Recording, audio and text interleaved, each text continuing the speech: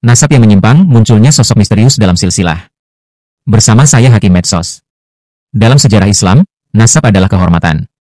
Bagi sebagian kelompok, nasab bahkan menjadi alat legitimasi sosial dan otoritas spiritual.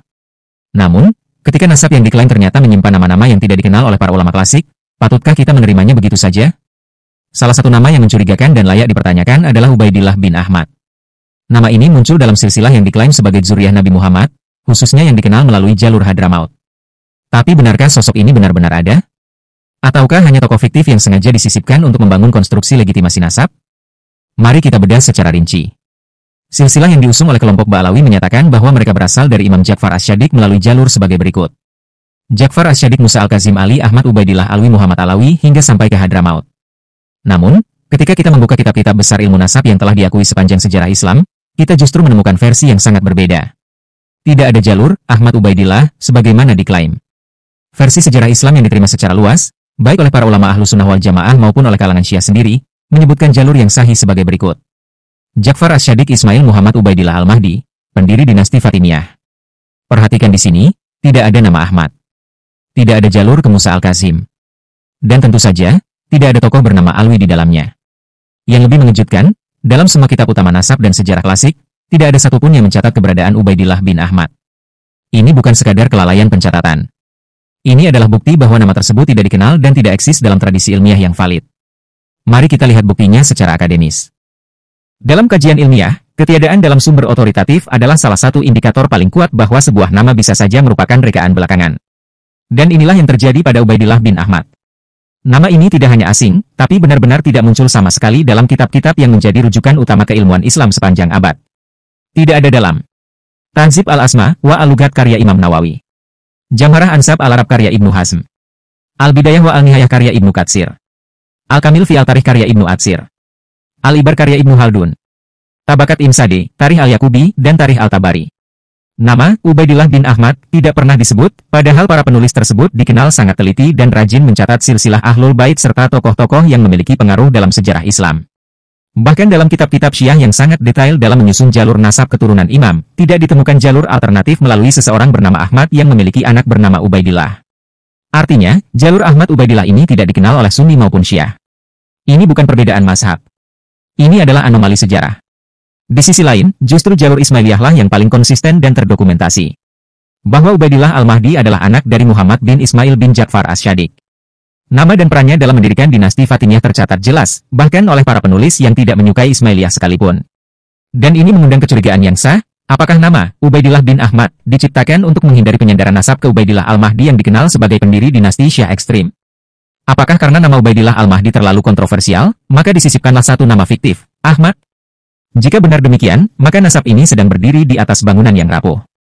Sebab menyusun satu jalur nasab dengan cara menyisipkan nama yang tidak ada dalam sejarah bukan hanya manipulasi, tapi penyesatan terhadap umat.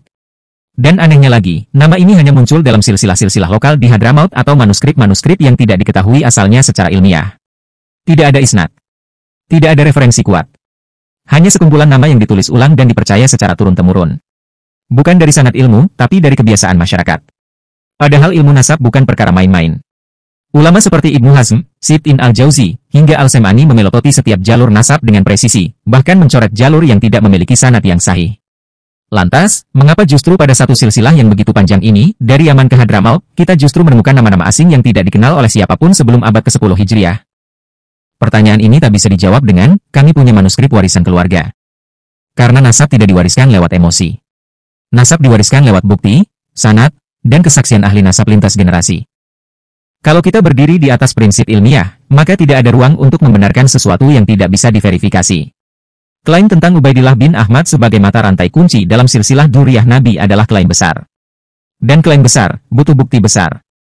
Namun realitasnya, tidak ada satupun bukti akademik yang dapat mengkonfirmasi keberadaan Ubaidillah bin Ahmad. Yang ada justru kebingungan, kekaburan, dan upaya apologetik yang dibungkus dalam narasi kebesaran keturunan. Lebih ironis lagi, dalam banyak kitab klasik yang secara spesifik membahas para keturunan Ja'far Asy-Syadiq, seperti karya Al-Nasab Al-Mutawal dan Al-Syajarah Al-Mubarakah, kita sama sekali tidak menemukan cabang Ahmad bin Musa Al-Qasim yang punya anak bernama Ubaidillah, apalagi Alwi. Nama Alwi sendiri baru muncul berabad-abad kemudian di Yaman, itu pun tanpa disertai data nasab yang kredibel dari masa sebelumnya. Maka pertanyaannya, jika benar keturunan Nabi, mengapa jalurnya tidak dikenal oleh para ahli nasab di Baghdad, Kufah, Damaskus, dan Mesir? Mengapa hanya muncul di Hadramaut, dan itu pun lewat tradisi lokal, bukan sanad ilmiah? Inilah yang disebut oleh para ahli hadits sebagai munkar, yaitu riwayat atau klaim yang bertentangan dengan apa yang diriwayatkan oleh para perawi terpercaya. Dan dalam ilmu nasab, klaim seperti ini juga bisa dikategorikan sebagai garaib, bahkan maudu, jika ternyata jelas bertentangan dengan sumber sahih dan tidak bisa diverifikasi. Mereka yang membela silsilah ini seringkali hanya menjawab dengan sentimen, jangan ragukan keturunan Nabi. Padahal, kita tidak sedang meragukan Ahlul Bait, kita sedang mengoreksi klaim sepihak tentang siapa yang layak disebut bagian dari mereka. Justru karena cinta kepada Ahlul Bait, kita wajib melindungi nama mereka dari klaim palsu yang hanya ingin menunggangi kemuliaan nasab.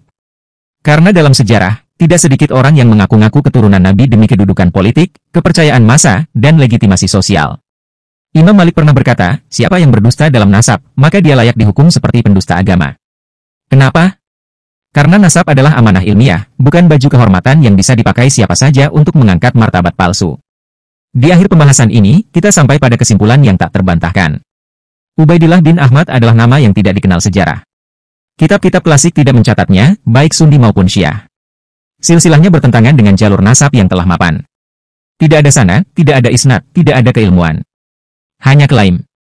Maka, siapapun yang mengusung nama ini sebagai jalur menuju Nabi Muhammad, hendaknya bercermin, apakah engkau sedang membela kebenaran, atau hanya menelan warisan tanpa verifikasi?